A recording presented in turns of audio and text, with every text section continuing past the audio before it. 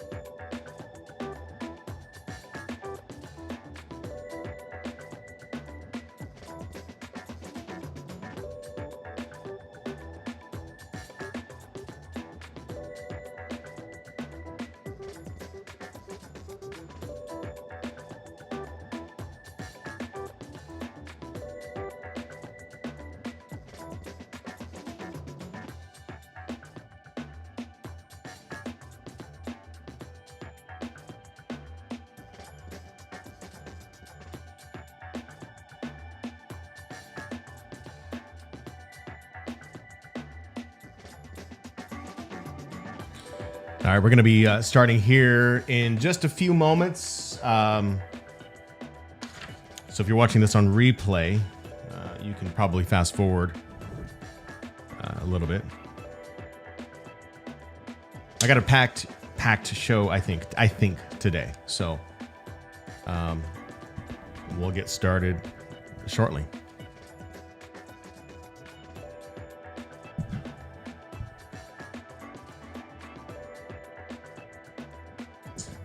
And if you watch live, you are welcome to leave a comment. I'll feature it near the end of the podcast or of the YouTube video. I should probably say the YouTube video. So let me just kind of go over my notes.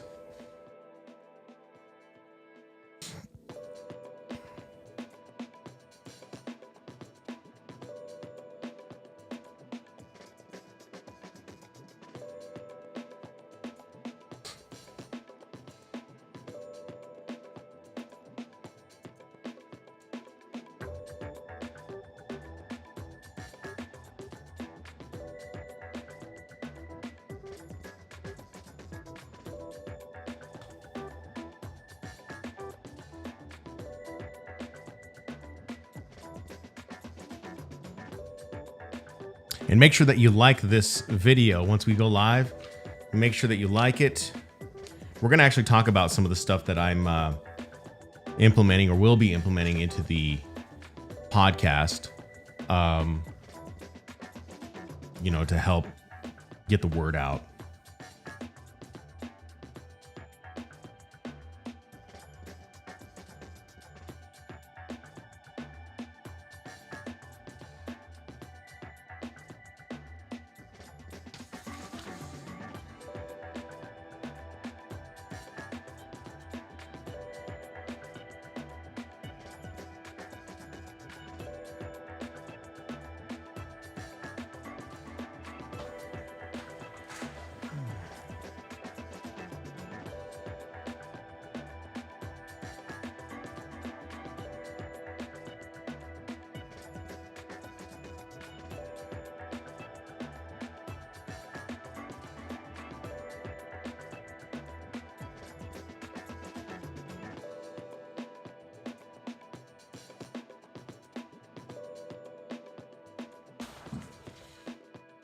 All right, we're going to get started in about 40 seconds. So I'll get the recording ready here.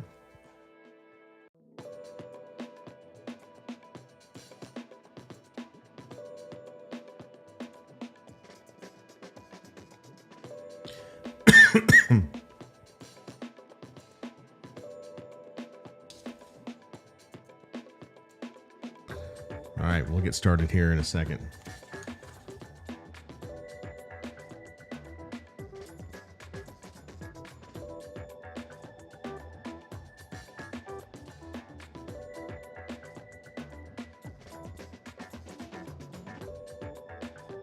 Okay, let's get started.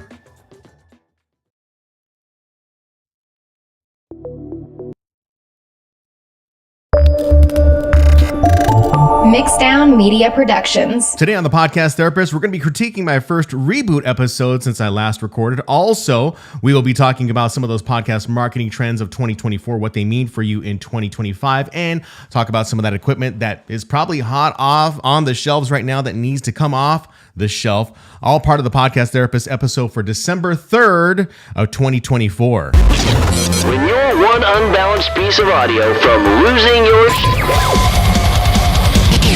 This is the Podcast Therapist.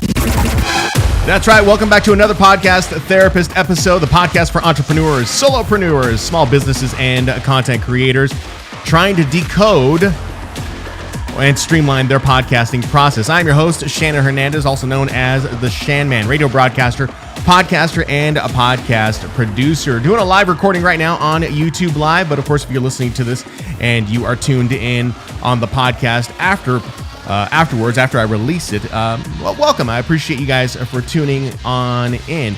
And of course, the last episode was 2 weeks ago. It was a couple weeks ago since I recorded anything. I got live on YouTube and I was recording for all of you. I mean, really, the way I say that, I feel like as though I'm just trying to fill time right now, but I'm doing my best. And that kind of leads into what we'll be talking about today. So as I mentioned, we're going to be critiquing some of the things that I experienced in my first reboot episode and what I'm going to be doing as far as improving upon that. And listening to your own podcast episodes as podcasters, as people who maybe have never been in front of the microphone or have always been a little bit hesitant to get in front of the microphone, there is this fear, there might be this, hesitation that comes with just not wanting to get in front of the microphone because you're shy, right? I get it. And this is actually one of the more popular videos that I have on my YouTube channel is how to speak into a microphone or how to get over the sound of your own voice. And I think that's what the fear is for a lot of people. It necessarily isn't something that I focus on. I don't focus on the sound of my voice anymore. I focus more on the delivery. The delivery is kind of the more important thing for me. If I'm not delivering quality content, then I need to go back and I need to figure out what my presentation is going to look like. So with that first episode 2 weeks ago that I had released, there were things that I just did not do like I had wanted to. And this is very common. This is very common for radio broadcasters. It's very common for people who are jumping back into the podcasting game. I know there are podcasters out there who will just say, no, absolutely not. I will not listen to myself. After I've published the podcast, I will not go back and listen to myself. I will not listen to the presentation at all. And I think it really depends on the person. It depends on the presentation you're giving, what type of podcast you're doing.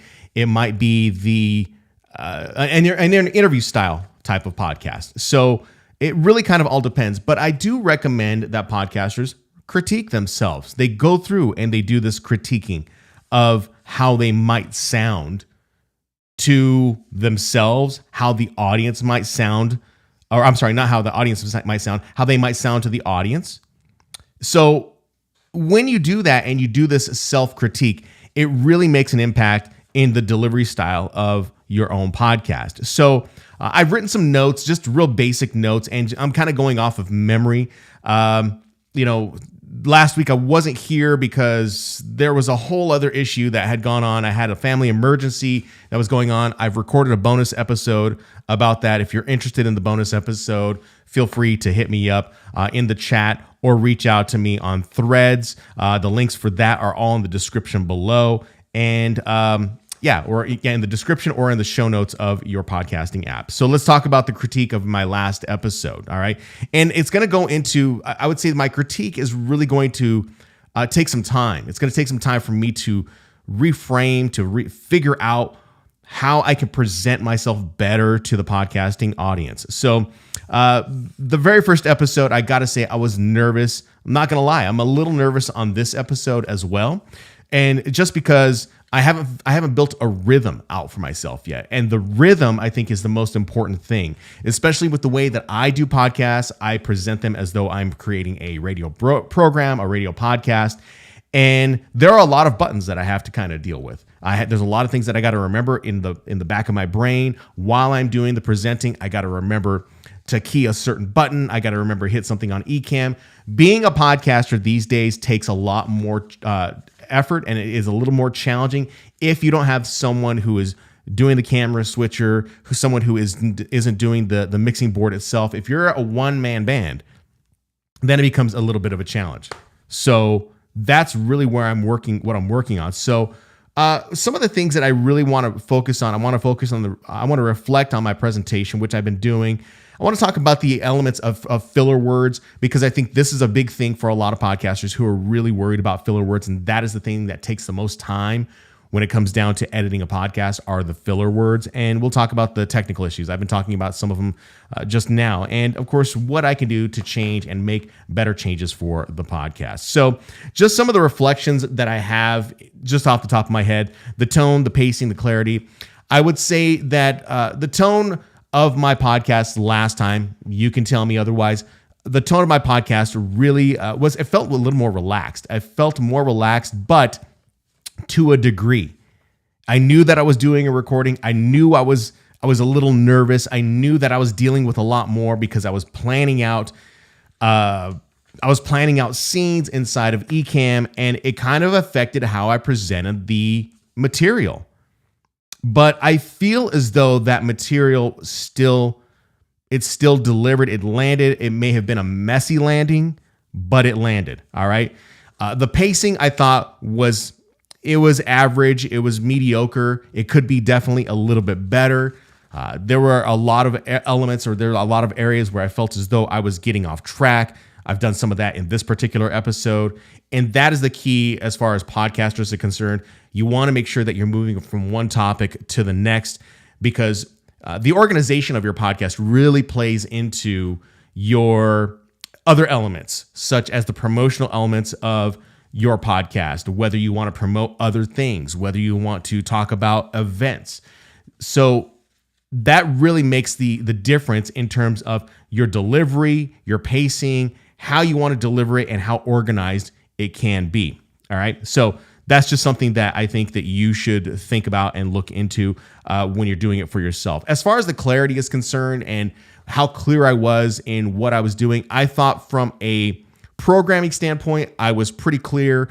You guys knew exactly where I was coming from in terms of the segments, what type of segments there were. You knew that there was an opening segment, there was a middle segment, and there was a third segment, which equaled out to be close to an hour. And then near the end, there was a Q&A that happened near the end. So I felt, as far as the clarity of the programming was concerned, yes, it worked out great. As far as my delivery, as far as the clarity of thoughts, I think I can do a little bit better. I think we all can do a little bit better. Just as we're doing this right now, I'm thinking about how, the element of utilizing something such as Ecamm and trying to incorporate everything in all at once with something like a switcher and a mixing board that can take your mind off of a lot. It could take your mind off the topic at hand. Just as I was recording this right now, if you're watching live on YouTube, you would have seen that I had my opening screen, haven't changed it for the past 10 minutes.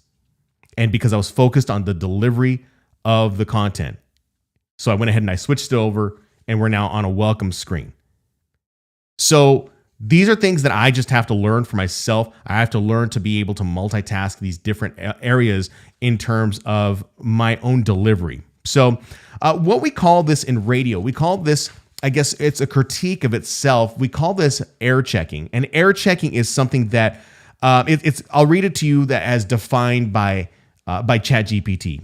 Air checking is the process of critically reviewing a recorded episode or segment of your podcast to evaluate its overall quality, delivery, and effectiveness. So this is something clearly, I'm borrowing it from radio. Radio does this with their on-air jocks, their on-air personalities, and you sit down with someone else. It's like a peer review. It's like having a weekly peer review. We don't do them, at least I don't do one every week anymore. But you can get someone who listens and tells you, okay, well, these are the areas where I maybe have seen some, discrepancies, and those discrepancies can be improved upon. And I think it's really good that you would go back and you would give it to a peer and have them listen, but you should be listening for yourself. So for podcasters, this means you have to focus on things such as tone and pacing, whether the content flows from A to B to C, and it's clear, you're getting the message across fully. All right. So I think that's something that you really, really should think about when it comes down to air checking yourself. Now, when you're talking about things like the delivery and the clarity, let's talk about this idea of filler words, because I've done my best to try to not have filler words in my own podcasts, and that is a difficult thing to do. But you have to also understand, and I bring this up constantly whenever I record a podcast, or I'm advising someone, or I'm consulting someone, that filler words are almost inevitable. You're going to have them in your episodes, and it is okay to have them. Where you fix those filler words is you fix them at the presenter level. So you have to fix them at the presenter level. You have to have notes. You have to know what you're talking about. You have to know the direction in which you're going. Will you have filler words somewhere within your presentation at times? Absolutely. I do it all the time. I tell people all the time, look at late night TV show hosts. they're filled with filler words because you're talking about comedians who are thinking on their feet and they're really doing a form of improv, right? Now, they may have something that is prepared, they may have something that is ready to go, but a presenter such as a comedian will always come up with things at the last second, and they may need to use those filler words to get the point across, to land the joke itself. So you're going to have some things like filler words. All right. So just kind of be aware that you will have those. You don't have to, in my opinion, you don't have to edit out every filler word. They're going to exist.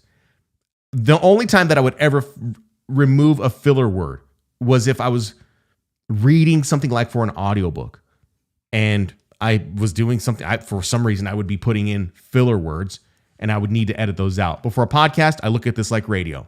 It's very much like radio. Oh, there we go. I thought I had lost sound there. The next thing I want to talk to you about is, of course, the technical issues with Ecamm and the Rodecaster Pro 2 setup. I've already touched on this briefly, so we don't need to go on this all the time. But I will just tell you, it does take a little bit of a challenge, and it takes a little bit of a talent to be adjusting things within the actual mixing board itself, the switchers themselves, the iPad itself, and that can help you lose, or that can contribute to you losing the train of thought. You just got to get into a rhythm. That's all I'm telling you. Is you just got to get into a rhythm. So what do I have planned for myself when it comes down to going into the next episodes? You know, we're talking about this particular episodes. Well, I think when it comes down to it, we're talking about being more prepared. I got to be honest that today I was not as prepared as I thought I would be. There were some things that I had to take care of in terms of a personal life. There were some things I wanted to take care of on my own website. I'm building out more bonus episodes for the back end of my website that hopefully can help deliver more value for podcasters, solopreneurs, entrepreneurs, and the such, and the like. And so I've been working on those things on my own. And so I already had the topics of what I wanted to talk about today, but I felt as though I wasn't completely or fully prepared. But I feel as though I'm prepared enough to continue and to build out a rhythm. And I think that's the most important thing going into the future and moving forward, is to not overwhelm myself, but to build a rhythm out, to know that if I'm going to go live every Tuesday, whether that be 4 o'clock or 5 o'clock in the afternoon, I need to build out that rhythm. If I need to change that time and I need to start doing podcasts that are more along the lines of like 9 o'clock, 10 o'clock in the morning, maybe I need to readjust, reevaluate. And I think that's all part of the podcasting process, is you have to readjust, reevaluate. Don't beat yourself up too much about this. I talk about this in a bonus episode that I recorded yesterday. You just have to give yourself a little bit of grace. Just don't beat yourself up about any of this stuff. So going into the following episodes, I will be doing a little bit better. I will try to be a little more clear, and I'll try to make the content flow just a little bit more. So that's just where I'm coming from, what I plan on doing. There was a lot that happened for the last week for me. I mean, I got to tell you, we had the Thanksgiving holiday. That kind of put a wrench in things, but I had a family emergency that I had to attend to, so that's why I didn't publish a podcast episode. So just know that it is my intention, it is my full intention to be regular with my podcast, to deliver value for podcasters who are looking to elevate their own podcast and what they should be looking out for. With that being said, we're going to do a quick break. I need a little drink of water, trying to get over all my nerves right now. But we will be talking about in the next segment, we're going to be talking about those podcast marketing trends, the podcast marketing trends report of 2024, what that is going to look like going into 2025. Coming up next on The Podcast Therapist.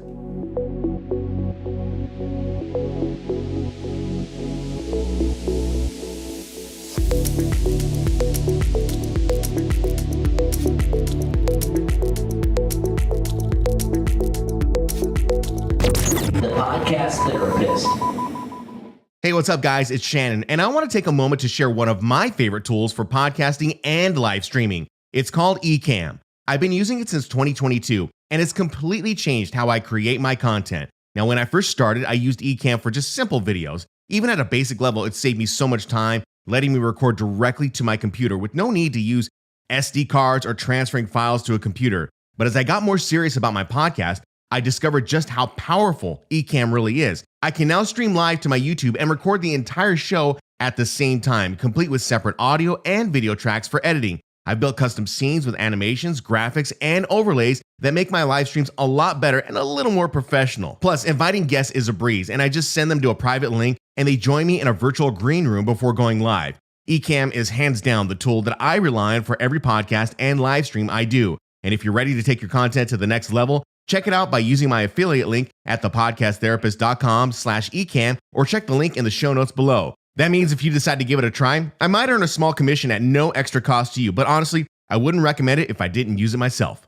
Launching a podcast can be overwhelming. You've got your equipment, a Zoom account, and a few episodes recorded, but what's next for a successful launch? The biggest mistake podcasters make is not having a proper launch sequence. Just like building a house requires a solid blueprint to ensure it stands strong, your podcast needs a strategic plan to enter the market successfully. Introducing the Podcast Launch Checklist, developed after helping numerous clients. This guide ensures your podcast launch is smooth and efficient. It's a 12-step sequence covering pre-launch, mid-launch, and post-launch phases with clear instructions to save you time and prevent mistakes. The checklist provides crucial pre-launch information and includes checklists to ensure nothing is missed. Plus, you'll get access to vetted resources, making your launch more efficient. Don't wander in the dark. Get the Podcast Launch Checklist today and launch your podcast with confidence. Visit thepodcasttherapist.com/PLC to get 25% off this checklist.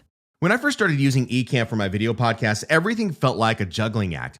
If I needed to switch a camera or scene, I'd have to pick up my mouse, align it just right, and hope I clicked fast enough to keep things smooth. I mean, it worked, but it was definitely slower and it slowed me down. How's it going? It's Shannon, and of course that all changed for me when my friend Jeff introduced me to the Elgato Stream Deck. I started with the Stream Deck MK.2, which has 15 customizable macro keys, and it has completely revolutionized my production workflow. With the Stream Deck, I can seamlessly control Ecamm for live streams, video podcasts, and so much more. It also works with platforms like StreamYard, giving you the ability to toggle your microphone, switch layouts, or manage your stream, all from the press of a button. It's like having a live production assistant at your fingertips. And what I love is that I can customize each key with its own thumbnail, so I always know exactly what action I'm triggering. Whether it's switching scenes, launching apps, or controlling my live stream, it's incredibly intuitive, and it works on both Mac and PC. In fact, I've even been thinking about upgrading to the Stream Deck XL, which has 32 keys for more functionality. So if you're ready to level up your podcast or live stream production, check out the Elgato Stream Deck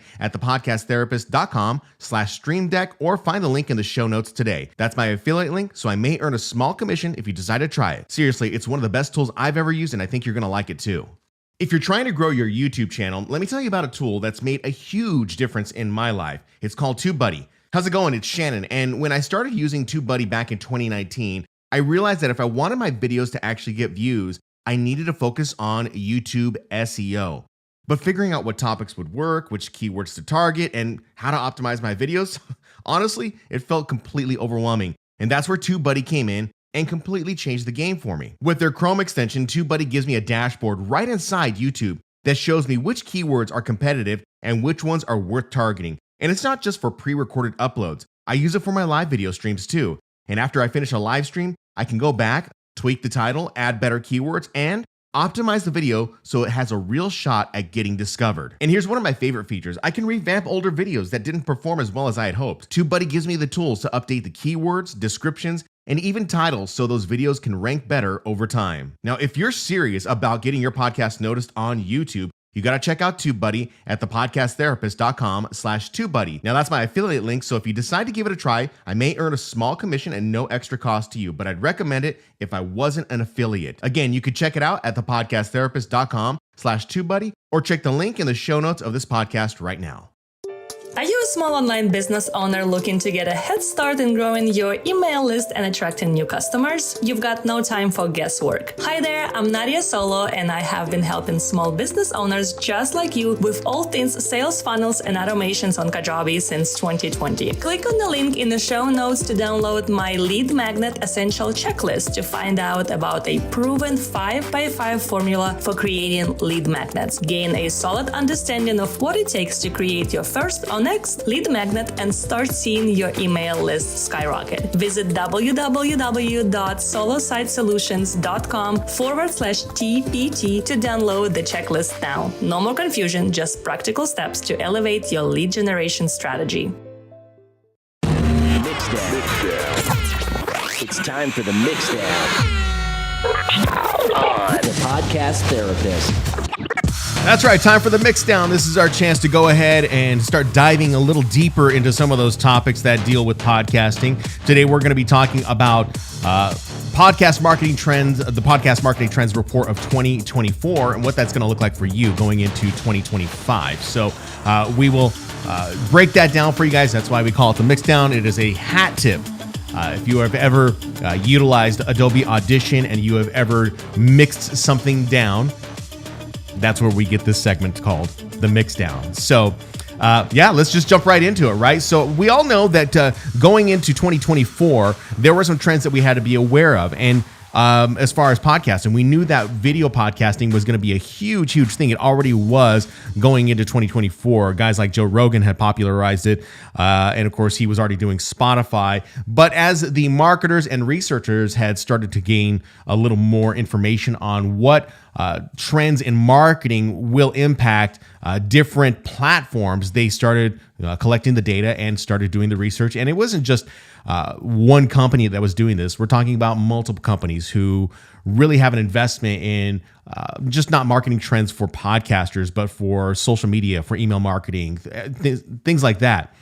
And this report really kind of breaks it down. It boils it all down into one tight PDF of what you should be looking out for in 2024. And I want to talk about the 2024 trends because I think if we're really looking at trends, we have to see what is going to go into 2025, right? Going into 2025, but you have to pay attention to what the trends were in 2024. Now, in my notes, what I have today, what I'm talking about is that some of the key trends that we had to watch for in 2024 was the rise of YouTube as a podcasting platform. That is very, very obvious. YouTube really starting to take control of the podcasting space as far as they are on their own terms. Does it mean that they are overtaking all podcast platforms? Absolutely not. They are not taking over all podcast platforms, but it makes sense. It really does make sense because of the search engine capabilities that YouTube has. And I'm doing my own testing with YouTube and this particular podcast to see what it can do. Let's put it this way. If I had seen success utilizing YouTube as a platform for creating video, how different is that from creating content that will be available or ready to distribute on YouTube and utilizing the same strategies that I was creating when I was doing just regular video? So the rise of YouTube as a podcasting platform, I think it's something that we do need to pay attention to. Does it mean that you have to always do video? No. But I mean, I'm doing video, but I'm doing it as like, hey, you get to watch me record the podcast and then of course you get to hear the final product in the very end, right? So that is something that, we were looking out for in 2024, the rise of SEO as far as podcast discoverability. This is a huge thing for podcasters, content creators themselves. When content creators are trying to distribute or try to get more eyes on their content, the SEO is something that I don't know if it necessarily trips up podcasters or it trips up content creators, but it definitely brings forward, it makes it a little more difficult for people to say that they're marketing their podcast and the podcast isn't doing very well. I mean, that's what podcasters say. My podcast isn't getting great visibility. So the SEO is going to be important, and I want to break that down maybe in some bonus episodes at some point, or even do a class on it and share with people how I do podcast SEO. The effectiveness of short form content, as according to this marketing trends report of 2024, this was something that was huge to distribute and of course get more eyes on your content. YouTube Shorts, Instagram Reels. You could even throw in TikTok right there. So the effectiveness of this, meaning that it does give more visibility and rise to your content when you're talking about a big pillar piece of content, such as video or audio itself. The shorter form pieces of content can lead someone to a longer form piece of content. Now, whether or not people are consuming those longer pieces of content, such as a podcast, whether they're on the drive to work or whether they are at a workout or they're cleaning house or on a walk, that is still remains to be seen. But I also believe, and I have my own opinions, that also relates back to the type of demographic, the people that you're targeting itself. So that's just something that you have to think about. Cross promotion and partnerships for audience growth. That is something that is huge. That is something that I plan on doing going into 2025, is that I will plan on doing cross promotion. For right now, just recording the podcast, for me, it's more about the rhythm and trying to build in the rhythm of of my own podcast, the rhythms of having to operate the equipment all at the same time, because I am a one-man band trying to do this all on my own. But the cross promotion, meaning that when I'm not recording my own podcast, I am showing up on other podcasts, telling people what I have been doing, what content that I do have, what tools, what resources I can to help them out. And that will not only just, I'm a big believer and strong believer that this works, because many years ago, when Google Plus was a thing, back in the day, they used to have Google Plus live streams. And of course, YouTube Live was a spinoff of that. Of course, they were doing a lot of testing back then. And Google, on that social network, you would see every week, every Friday, there would be a live stream and many groups of people just showing up. And anytime that person or the host was hosting a podcast or hosting a YouTube video, or I guess it would be called a Google Live. I forget what it was called. But they were also inviting guests, because it was very easy to invite a guest. And of course, there was someone that was sharing their expertise, and that expertise really resonated with some people. And that was where I saw the majority of my growth. I saw the majority of my growth was by showing up on other people's programs and directing them back to what I was doing as far as trying to build out a business. And so, I still believe in that. That is a strategy that works in radio. That is a strategy that continues to work no matter what you're doing. So trying to piggyback off and cross promote, do partnership, audience growth partnerships, that's a huge, huge thing. Monetization strategies were a part of this marketing trends report of 2024. And I think it continues to be something that you'll look at going into 2025. So you'll want to look at the ad-free options, also tiered memberships as a podcaster. All right. So what are some of the things that you can do going into 2025? And how do you implement some of these for growth? Well, we can get into that. We can really dive deep into that. I'm just going to kind of leave it to, I guess, just a few things. I did mention a couple things, getting on other people's podcasts. But I think one of the things that I'm going to continue to drive home for most podcasters is that what you have to do is you have to set things up on the back end. What I've been doing, at least as far as the reboot of my own podcast episode, is setting a lot of the website stuff on the back end, whether I'm going to create a podcast that's going to have bonus episodes and building in a strategy that just sets me up for the future. And I think that's what is important. And I think that's what you as a podcaster should do, is you should be setting yourself up, not just with the podcast, but just with your website, how you are pushing people back to you. So if you're going to show up on other programs, make sure that you have a backup plan, or you set up a plan to where people can be captured on your end, so you can start building out this audience itself. All right. So that's one thing that I think you really, really need to do. As far as the technical parts are concerned, we can save that for another episode, or maybe we do it for a workshop day where we will do that. So that is a big thing that I think we should do. Now, as far as this podcast marketing trends report is concerned, I want to talk to you about this, and I want to dive a little bit deeper into it. And of course, this is the report that I'm holding up into the camera. If you're watching on YouTube, this is the report, and it was done by Quills and Carney, and I believe it was, I can't remember when it was released, but these are just the trends that we have to look out for. And I want to break down going into this segment, and it might be a little bit longer of a segment, but I think it's important to kind of identify some of the statistics, the observations that we've seen, and those are the things that I think will play directly into 2025. So when we look at this guide, though, it's a guide that focuses on different areas of marketing, whether that be email marketing, whether that be social media marketing, whether that be podcast marketing, YouTube marketing. It's all in this guide. All right. So they parse them out by each and every different type of platform. Okay. So we're looking at the different types of platforms. The one that I want to focus on specifically will be for podcasts. Now, as they have defined it in this guide, they have defined it as branded podcasts. And branded podcasts, as defined by this guide, is a podcast series owned or brought to listeners by a company to benefit the brand. In the study by BBC, it was uncovered that podcasts that mention a brand deliver an average of 16% higher engagement compared to the surrounding content. So that's something that that you have to be aware of when it comes down to a branded content podcast. Now, branded content, what does that look like, right? That looks like maybe a company starting a podcast, or maybe you are a person who is, who is starting their own side hustle and they want to become their own brand. That's branded content. At least in my eyes, that's what branded content looks like. All right. Some other things that I have highlighted in here is that in 2014, only 30% of Americans had listened to a podcast. Now that number has more than doubled to 64%. So that is a huge jump in podcast consumption. 82% of marketers plan to continue the same amount or increase their investment in podcasts or audio because they see there's such a value in it. I've just always looked at it as another form of radio. It's just another form of radio to me. That's the way I see it.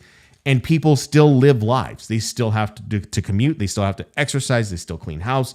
I mean, these are the things that at least I do. And when I consume podcasts, when I do consume them, at least I think now these days, the only podcast consumptions that I'm really doing is I'm editing other people's podcasts because there's only so much time in the day, right, to consume a podcast. But if you can make the content that much better, then it really will be something that is impactful. Now, here's a quote that came from Edison Research that's in the guide. You can see it for yourself.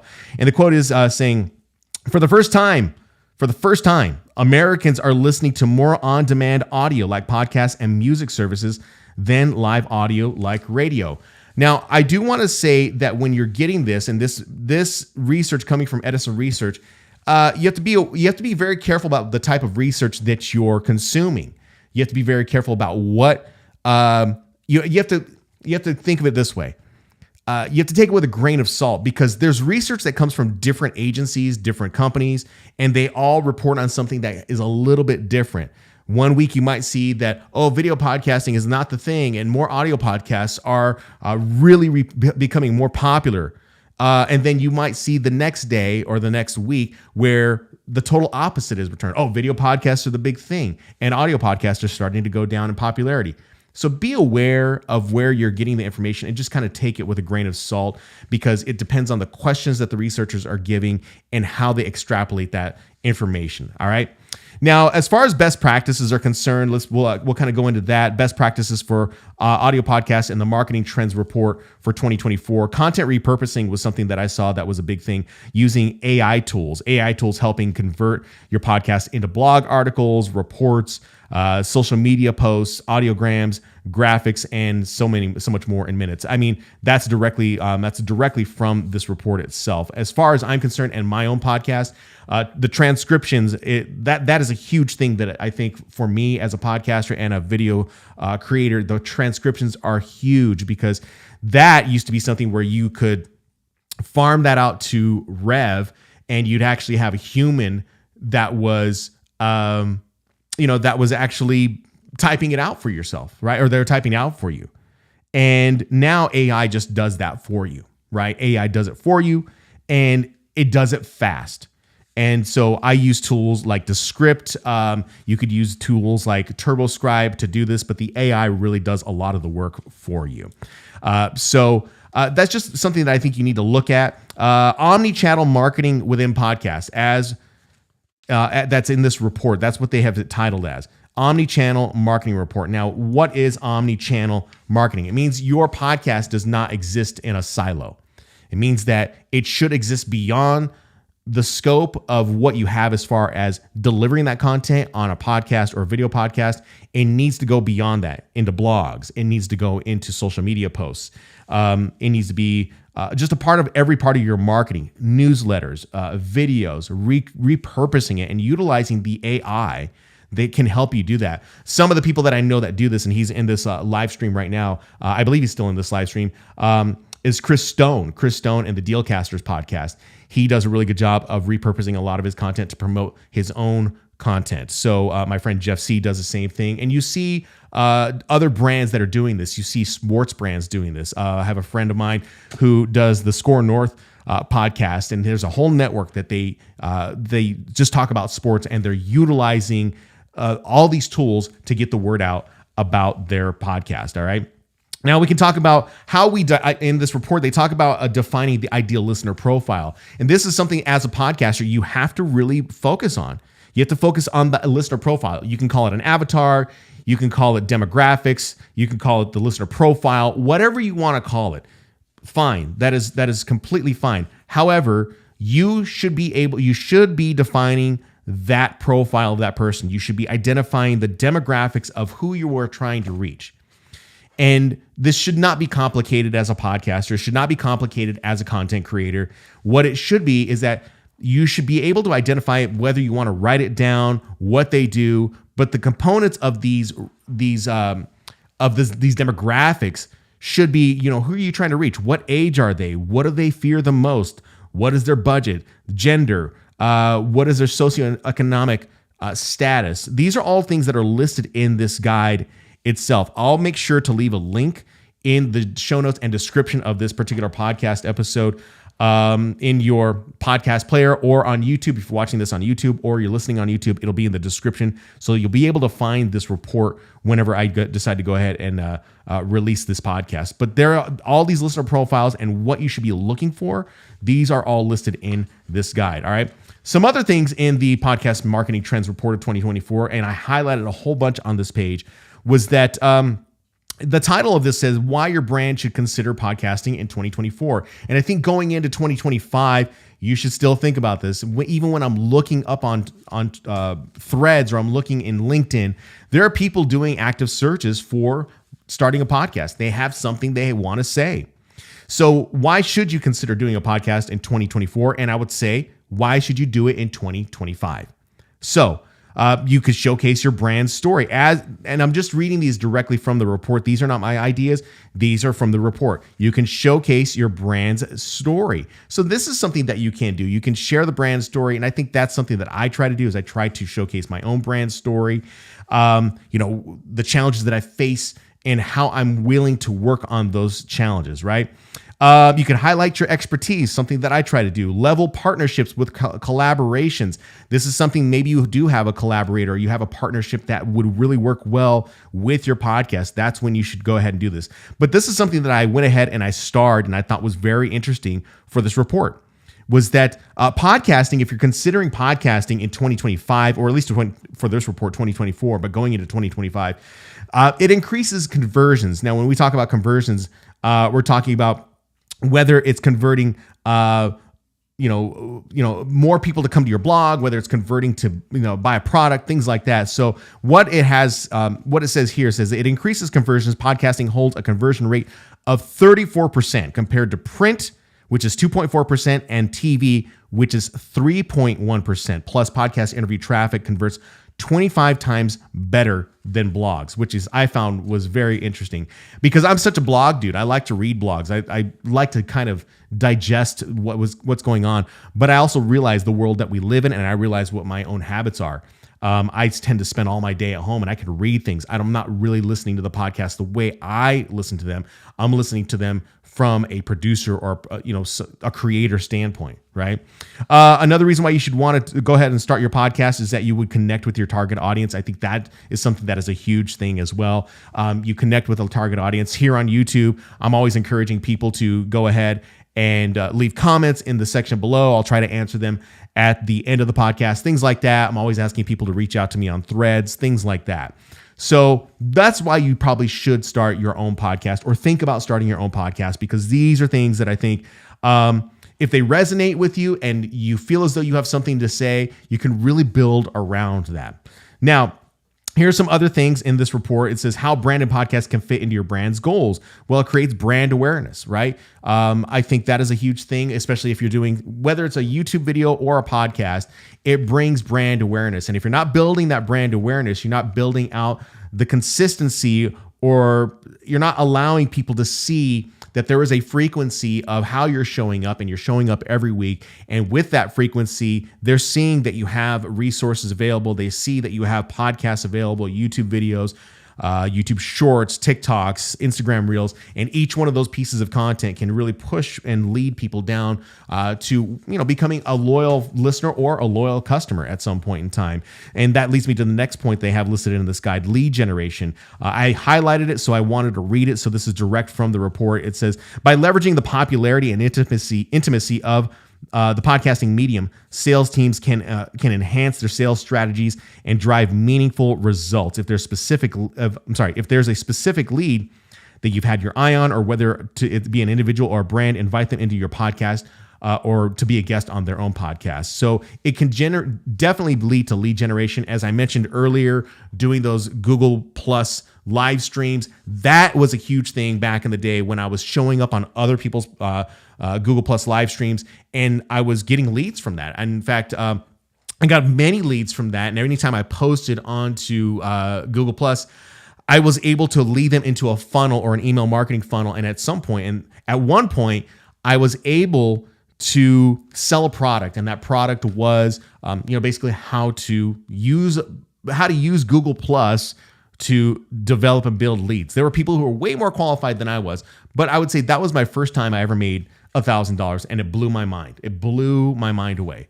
So utilize podcasting as a lead generation tool for yourself. All right. You can also leverage this as being a person who is in thought leadership, or you can utilize it as internal communication. I've had this come up every now and again. What is internal communication podcasting? Well, it's just podcasting for companies themselves. It is not distributed to the public. It is like a private podcast feed, but it's just for the company itself, to keep people aware of what's going on in the company and what the plans are for the company. So that's just something to think about. So the last part of this report, and we'll wrap it up, at least as far as this segment is concerned, how can we optimize your branded podcast, your podcast going into 2025? Well, these for 2024 is that, and these are just things that they've been said since the dawn of time. I've been saying this since the dawn of time, is that you should not rely on vanity metrics. And what do we mean by vanity metrics? My friend Mia would say, you're pretending to be a size queen, saying that you have so many downloads of a podcast episode, but did someone actually listen to the episode? Because you can have a number of people who are getting your podcast, but are they listening to the podcast? Now, I don't want to be too critical and say whether or not yes or no that someone is listening to a podcast episode, but I will say this. I think as we go into 2025, and based on this report for 2024, that the metrics they're a little more granular. We have to look at them as a granular metric. And what do I mean by granular metric? It's not just whether or not the person listened or downloaded the podcast. It's whether they listened to the podcast, and whether they listen to the podcast knowing that you had the intention to bring them into your fold for your own brand. So you should not rely on the vanity metrics, how many downloads I got. You should be relying on the metrics that matter, the actionable metrics. I highlighted a bunch of stuff on this page right here. One of them being saying, while high download numbers might catch the attention, they don't indicate whether listeners are genuinely engaged, or if they continue to follow your content.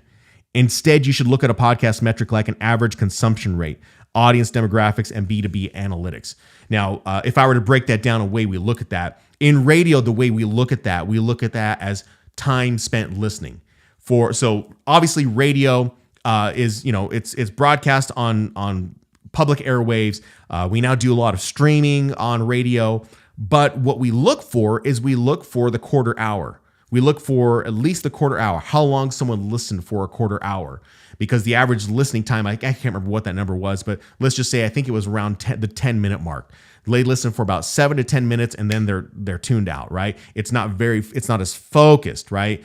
There's things that happen, your daughter spilled a glass of milk, someone knocked at the door, you got to put something on pause, someone honked at you in traffic and you're cussing them out, whatever that may be.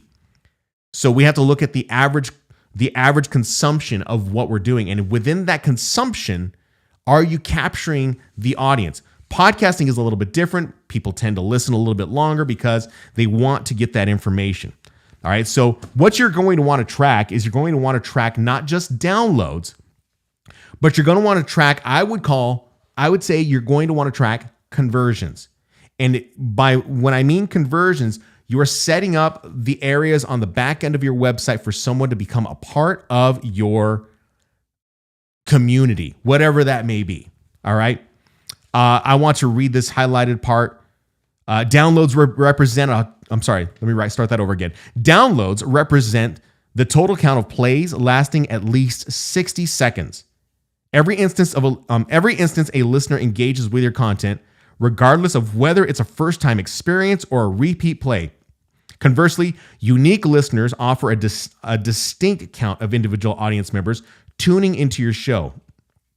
If a listener revisits your podcast multiple times, it registers as a single unique listener, making this metric much more accurate and accurate representation of your listenership. So that's something that you really should be thinking about, is making it and turning it into something that is of value, but knowing that when they're listening, you should be looking deeper. You shouldn't be looking at the download. You should be looking deeper at the programming part of it. How are you going to get them to not just only hit the follow button, the subscribe button, whatever that may be? What are you doing to try to get them to go down to the show notes of your podcast episode? Things like that. Now, the last point I want to make on here is that from this report, and again, thanks to Quill and Carney for creating this report. You can find it yourself. When I go ahead and put these in the show notes, you'll be able to find it and you can read the entire report yourself. Focusing on providing value to customers. I talk about this all the time, is that you have to create value for your customer. All right. Your podcast listener is your customer, because your podcast listener is not just your supporter. They're not just your listener. They are your customer. Whether you're deciding to go ahead and sell merchandise, whether you're selling a membership, whether you're selling a course, it doesn't matter what you're doing, they are your customer. That's how I've looked at it in radio. That's how you should look at it as a podcaster. Of course, keep in mind that the way I do podcasting, that's how I look at it. It's like a radio show. I look at it as a customer. There are different styles of podcasts that exist out there. So you have to remember these things. These are things that are very important when you're breaking it down. There are storytelling podcasts.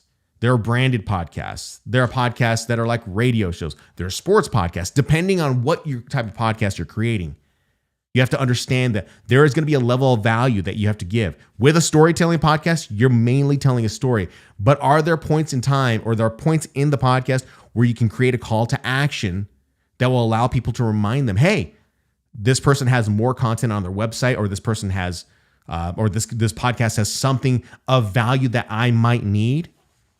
Those can be implemented into a storytelling podcast. So again, when you're looking at the value of your podcast, you got to address the needs of your podcast. For a branded podcast, address the needs of your audience, cater to their preferences, and leave them with something more, whether that be education, food for thought, or entertainment. I certainly hope that I have done that for you in this particular podcast, because that is my goal for trying to build out my own platform, to try to build out something that is of value, to distill things down so it makes more sense for you as a content creator, so that you can build a better podcast and you can leverage your listener to becoming a customer. I hope this was valuable for you. Hope it was very, very valuable for you. I'm going to take another quick break. Stick around, because what I'm going to go ahead and do is I'm going to talk about some of the things I wanted to talk about last week I didn't get to because of Black Friday and, because of the Thanksgiving holiday. I didn't get to it, and it was Black Friday, Cyber Monday this week. And then, of course, I had a family emergency I had to attend to, and I wanted to talk about this.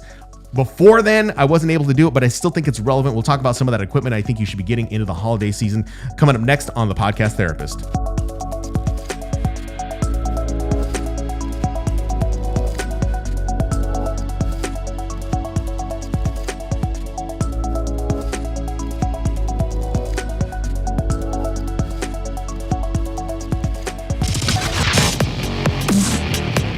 The Podcast Therapist. Are you ready to master the art of podcast interviews? Introducing Mastering Podcast Interviews by Shannon Hernandez, a comprehensive ebook designed to help you conduct exceptional interviews from preparation to promotion. Whether you're just starting out or looking to refine your skills, this ebook provides practical advice, tips, and techniques to enhance your interviewing prowess. Learn how to set clear objectives, research your guests, and craft engaging questions that resonate with your audience. With over 20 years of experience in the radio industry, Shannon Hernandez shares his insights on building rapport, maintaining conversation flow, and ensuring a smooth post-production process. This ebook also includes essential checklists and reflective prompts to help you continuously improve. Don't leave your interviews to chance. Use Mastering Podcast Interviews to elevate your podcasting game and create compelling content that stands out. Get your copy today and it will be delivered to your inbox immediately. Visit thepodcasttherapist.com/interviews to get your copy now and start mastering your podcast interviews. Hey, what's up? It's Shannon. And if you're tired of spending too much time and money on podcast transcriptions, let me tell you about Descript. Now, before Descript, I spent a fortune on other services to transcribe my 40-minute to hour-long podcast and even some of my YouTube videos. But now I just upload my audio to Descript and it handles the rest. The transcriptions are super accurate and they capture every word. The app even lets me remove the filler words so my transcriptions can look clean and professional on my website for the transcription section. And Descript is also a game changer for video content. After recording, Descript provides a transcript of your audio, and then you can edit your audio just by editing the text. Simple cut, copy, and paste just to make precise edits. I'll take it. You don't even need advanced audio editing skills for this. Plus, Descript has all kinds of other amazing features like eye correction for video, creating audiograms for social media, the overdub feature for making corrections, and real-time collaboration if you have a team. So stop wasting time and money on other services. Check out Descript at my affiliate link at thepodcasttherapist.com/getdescript. Or if you can't remember the address, check the link in the show notes of your podcast player for this episode. Give it a try. You'll see how Descript will change the way you create podcasts and videos. A few years ago, I got a gift from my sister that honestly, I wasn't sure I'd ever use. It was called a Rocketbook. And at first I thought, it's just a notebook, right? But once I started using it, I realized how wrong I was. Now, as a podcaster, staying organized is everything. You know this. And Rocketbook, it's been the game changer for me. It's a reusable notebook that works with special friction pens. You write in it like you would with regular paper, but here's where it gets really cool. With the Rocketbook app, you can scan your notes and send them straight to your cloud storage, Google Drive, or Dropbox, and share them with people that you trust. I've used a Rocketbook to map out podcast episodes, organize meeting notes, and even keep track of tasks. And thanks to the icons at the bottom of each page, I can instantly send my notes to the right folder without lifting a finger, just using the app. And I know you might be asking yourself, what happens when the notebook is full? Well, you're able to just go ahead and wipe it clean and start fresh. Rocketbook has been a huge part of rebooting the Podcast Therapist, and it keeps me organized without wasting paper or losing track of ideas. So if you want to stay on top of your projects and keep everything in one place, check out Rocketbook at thepodcasttherapist.com/Rocketbook, or you can find the link in the show notes of this particular episode today. And just to note, that is my affiliate link, so I may earn a small commission if you go ahead and decide to try it. Hey there, podcast lovers. Do you ever find yourself at a crossroads struggling with life's big decisions? I'm Adam, and I know exactly how you feel. I've been there, faced with overwhelming choices and uncertainty, not knowing where to turn or who to trust. That's why I created the Decision Hour, a podcast designed to guide you through life's toughest choices. In the Decision Hour, we dive deep into real-life stories, offering expert advice and practical tips to help you make those tough choices with confidence. But that's not all. We also feature interviews with inspiring individuals who have faced similar challenges and have come out stronger. Plus, you get to access our exclusive community, where you can share your experiences, get support, and connect with like-minded people. So if you're ready to take control of your life and make decisions that truly matter, tune in to The Decision Hour. Visit our website at thedecisionhour.com to start your journey today. Remember, the power to make great decisions is just one click away. Hey guys, it's Shannon, and when I decided I wanted to go ahead and start creating content all those years ago, I knew I needed a trusted website platform. I was managing multiple services, setting up API keys, and tracking all the costs became super overwhelming. Then I discovered Kajabi. Kajabi started helping out content creators like me and you sell courses, but they've grown into so much more than that. They're an all-in-one platform that lets you build a website, manage your email marketing, set up sales funnels, and of course, host all of your courses in one place. But they also allow you to host your podcasts, including paid paid or hidden ones for members who want to be a part of your own community. Plus, Kajabi offers an integrated community, just like Facebook groups, but within your own website. They give you detailed analytics and even a branded app. Using Kajabi has simplified my workflow and it's boosted my own productivity. If you want to learn more, you can use my affiliate link at thepodcasttherapist.com/Kajabi, or you can find the link in the show notes of your podcast player for this episode to go ahead and get started. Kajabi, it's the perfect tool to elevate your content creation and reach more people who are passionate about your work.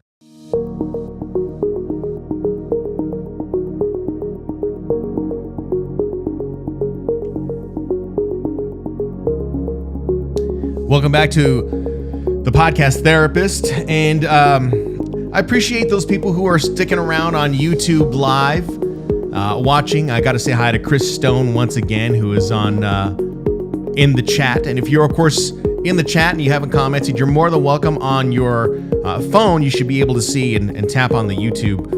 There should be like a little drop down arrow, and then of course you can jump right into the chat and you can say hi. So engagement is always welcome. While I might not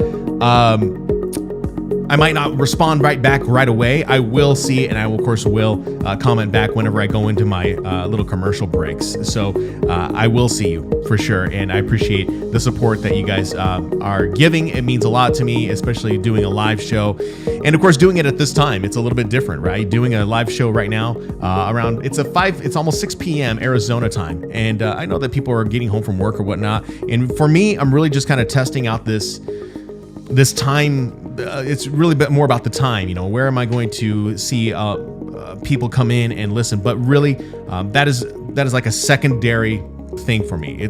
Recording the podcast is more of a primary objective for me. So we'll do that. And of course, just so you know, I am working on some other elements of my website right now. I've mentioned it in the past the hour that I will be creating an ad-free version of this, and I will be creating just not ad-free, but there will be bonus episodes that will be coming with this, and it's coming up here real soon. So I don't know how soon, but it is something that I've been building out. I spent all Thanksgiving break just kind of working on this, despite the fact that there were some challenges that I had to face with a family emergency. I keep bringing that up, and you're wondering what that family emergency was. It was a family emergency. It was not a major alarm, but it was just something that I had to travel out of town and I had to go see my parents, and so that was really kind of where it was. So, that's why I didn't release a podcast episode last week, because I had left on a Tuesday.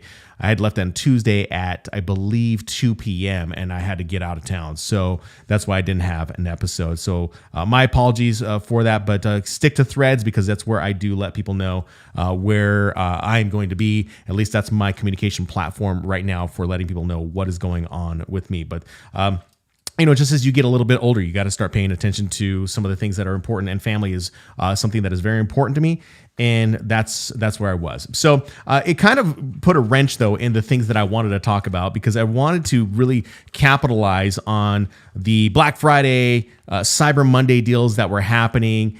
And yeah, it was just something that was not able to happen, and it bummed me out, and I was a little sad about that. But it's okay. It's okay, because I really don't have anything that I wanted to share in terms of affiliate links. Even though if you want to get this equipment, I have a essential equipment guide for starting a podcast that is available for people to go ahead and download on my website. That is available, but we will talk about some of the items that I think that you should get as we are in the holiday season.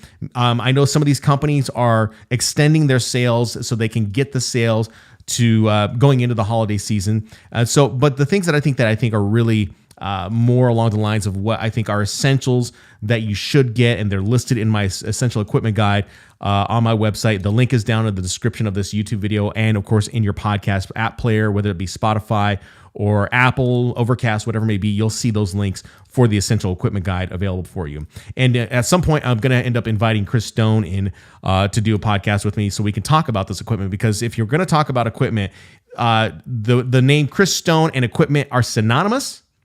So I think he needs to come in and he needs to talk about this stuff, because I think he's a big gearhead, I think. And if you've seen his setup, it's just phenomenal. It's phenomenal. So let's just talk about some of these things real quick. I think before we jump out of here, some of the essential equipment that I think that you should be looking out for, it's got to be equipment and software. They all obviously comes in hand in hand. I'm sorry. And the equipment that I think that I get asked about the most, I get it in emails, whether someone is subscribing to the Essential Equipment Guide and they're wondering. I just got an email the other day from someone out in Massachusetts asking me, hey, what is the best camera that I can get for my podcast? I want to start a video podcast. And this is really kind of a subjective choice. I mean, depending on what you want.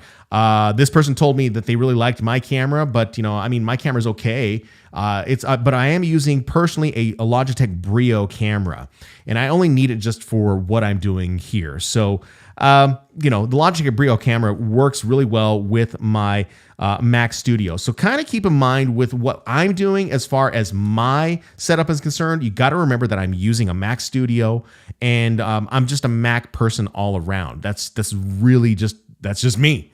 That's what I do. So I think that's something that you have to kind of keep in mind of. So I'm using a Mac. Also, I think what you should do is you should also get the microphone of your choice that's going to work for you. If you want a better quality microphone, you can pick anywhere between a Heil microphone, a Shure microphone. There's just a number of them that are out there. So the one that I use is the Shure SM7B microphone. That's the microphone that podcasters like Joe Rogan use. A lot of podcasters use this. Comedians use it nonstop. The software, though, I think, from jumping around, the software that you're going to be using if you're doing a podcast, video podcast, is you're going to need some type of software. Now, I know there's PC users, there's Mac users. I'm obviously Mac, so I'm using the Ecamm software. And of course, again, I'll do a little plug for Ecamm right now. If you want to get started with Ecamm and use it for your Mac, the link is in the show notes of this podcast episode. That is my affiliate link that you can go ahead and check out. I will probably earn a little commission off that, but I will use Ecamm. If you wanted to do something else, you could use StreamYard. I haven't used StreamYard in a couple years, but I do know that it is PC friendly, so you could use it that way as well. Now, the question of whether or not you should get software like Adobe Audition, that's going to be really up to you. I personally use Adobe Audition because I'm still editing podcasts for clients, so that's something that I'm still doing and still using. But it's going to be up to you. You still can use Audacity. You can still use GarageBand. Just depends on what you want to use. But I'm using Adobe Audition because when I go through and I finish the recording of these podcasts, I'm able to do a little bit more processing, and it makes it easier for me to develop not only the podcast and process the audio better, but it allows me to create the commercial-free versions a lot faster. So it's going to be up to you, but look out for the deals on that. I use Lume Cube lights for my lighting. So I have the desk lights that just shine on me. So that's something that you should look into. As far as headphones are concerned, you should just get the headphones that work for you. I like to use real headphones, just because of how I do my podcast. There's commercials. Everything here sounds as though I'm running a radio program. So the headphones really work well for me, and it allows me to isolate sound into my ear so that I can understand what I'm saying, how I'm saying it, and hear the sound effects. Because everything that I'm running through the Rodecaster Pro 2 mixing board can be heard here, and they're just sound effects that are not feeding back into my speakers on my desk. So get headphones. I mean, if you wanted to get like in-ear headphones, those work too. I think the technology is now advancing. I think Chris Stone uses in-ear headphones too. So you don't have to get molded ones, but you got to get some that aren't going to feed back into the microphone. Also, that's just a pro tip. Don't have your headphone microphone tuned up all the way, because you will get feedback. That just isn't a Rodecaster Pro 2 thing. That is a radio station thing too. If you don't have good headphones, you're going to end up feeding back into the microphone, and you can hear it through the microphone. So that's just something that you should look into. And then, of course, I have the Soundboard app for iPad. That never goes on sale, ever. So it's never on sale, but it is worth it. I will tell you right now, it is very, very worth it to have it if you are a Mac user and you have an iPad user. You see here on YouTube how I'm manipulating the iPad so that I can go ahead and record my podcast episodes, and I'm utilizing and using the Soundboard app on the iPad so that I can create my commercials. And, there is a purpose of why I have these commercials. I mean, all of them are affiliate links. And I mean, I just don't think, I don't think you can limit, you have to limit yourself You have to follow the rules based on YouTube, Apple, all that. You have to follow the rules, especially when it comes down to YouTube. If you have ads that are paid promotions, you have to signify that. You have to signify that inside of the YouTube studio for your particular episode to let people know that there's a paid partnership there. So that's just something that, pro tip that you should get. But going back to the soundboard app, I do see that Chris Stone has made a comment in the comment section. He says, wait, soundboard app for iPad? Yes, it is called Soundboard. I will leave a link for that in the description so you can get it. You can buy it. You can get it for your iPad. You can get it for, I believe you can get it for your iPhone. No, it's just for iPad, and it's also for your Mac. You can also get it for your Mac too, and have hotkeys for your Mac too. So it's worth it. It's worth spending the money, and you don't have to spend like however much money it costs for each individual device. You can spend one-time price, and then you can load it on all your devices. So that's just something that you should use. Some of the software you should get, Descript. I use that for not just I don't use it for audio editing. I use it for transcripts and building out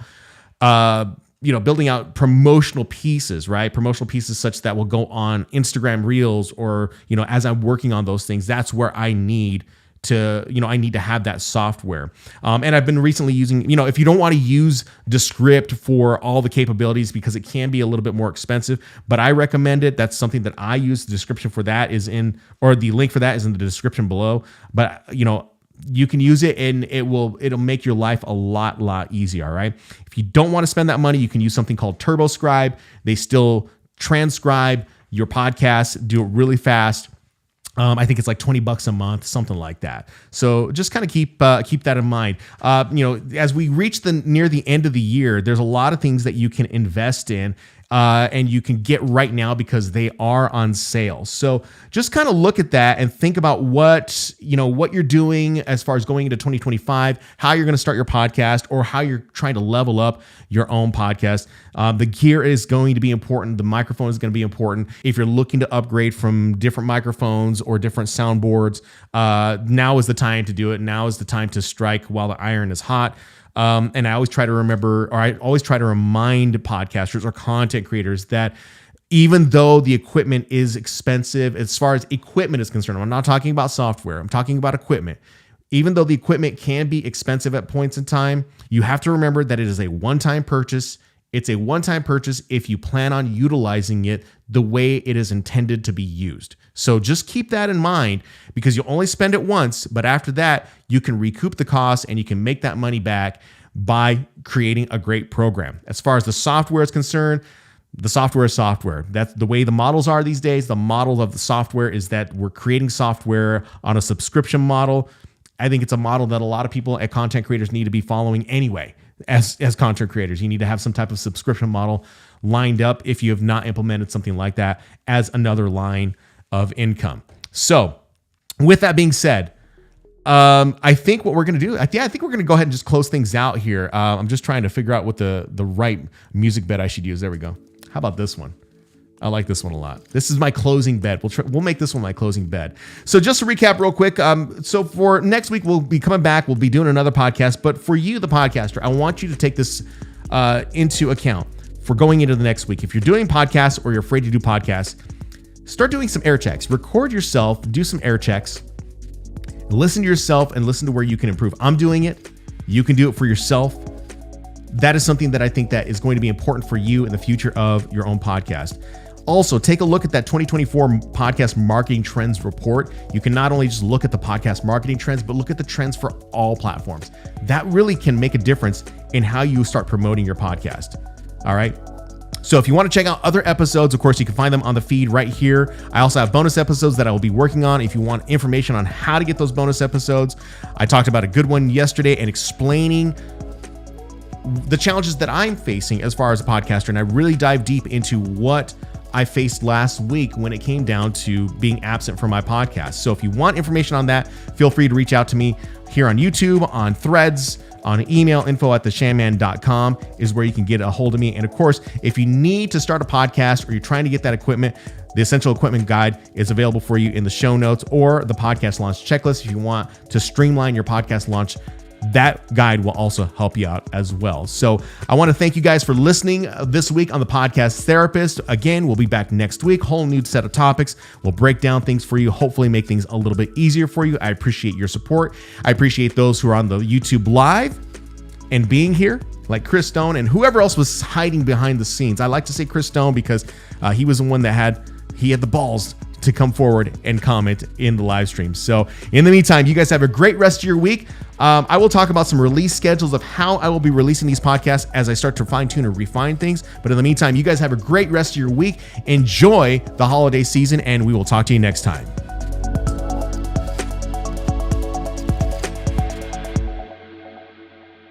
The Podcast Therapist. All right, that's it. No more full recording. I am now just doing regular recording. I'm on YouTube. Chris, it's so good to see you. I missed my cue on I missed this end screen. Oh no, I guess I didn't miss this end screen. We're just putting this end screen up so that people can know what's going on. We'll put it up here in a second though. But I want to thank everyone who watched this live recording of the Podcast Therapist. Make sure that you are subscribing on YouTube, Apple Podcasts, Spotify. Those are the three main platforms that I'm really kind of promoting. So you can subscribe that and you're going to get episodes that are going to look like this, as I start to refine and I start moving forward into doing more podcasting and showing up on other podcasts. So with that being said, again, if you guys have any questions about podcasting, setting up your content, setting up your website, building content, you're more than welcome to reach out to me. There are resources. Like I say, there's a resource right there on your screen available for you. Should lead you to the exact same spot. This icon for the free resource will be covered up by the YouTube icon too. So, and you're welcome to subscribe. Make sure you are subscribing. And of course, you can also watch the next video as well. Thank you so much, everyone. Chris Stone, I appreciate you being here, and we'll talk to you guys later. Have a good one, and we'll see you next week.